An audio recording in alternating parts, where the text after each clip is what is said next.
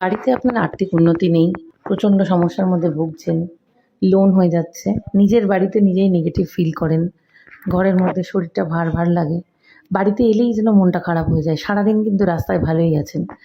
এই ধরনের বাড়ি সংক্রান্ত যে কটা বাস্তু দোষ সংক্রান্ত যে সমস্ত সমস্যায় ভুগছেন, বিশেষ করে বাড়ির মধ্যে নেগেটিভিটি এবং আর্থিক উন্নতির অভাব, এই দুটোর জন্যই এই বাস্তুর কাজটা করেছিলাম। একটা হচ্ছে বগলামুখী কবচ স্থাপন, আর একটা হচ্ছে কুবের যন্ত্র স্থাপন। তো এই কাজটা আমরা তো সবসময় আমাদের পক্ষে বাড়ি ঘরদোর ভেঙে ফেলা, বাথরুম, রান্নাঘর, বেডরুম ভেঙে ফেলা সম্ভব হয় না।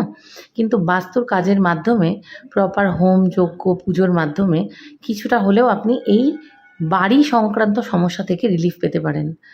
তো যদি কখনো মনে করেন যে আপনার বাড়ির নেগেটিভিটি কাটাতে চান এবং আর্থিক উন্নতির জন্য আপনি আপনার বাড়িতে কাজ করাতে চান, যোগাযোগ করে দেখতে পারেন। হয়তো খুব ছোটো ছোটো রেমেডির মাধ্যমে, কিছু যন্ত্রের মাধ্যমেই আপনার বাড়ির পজিটিভ অবস্থা আবার আগের মতো ফিরে আসতে পারে। সব সময়তেই ঘরবাড়ি ভেঙে ফেলতে হবে এর কোনো মানে নেই।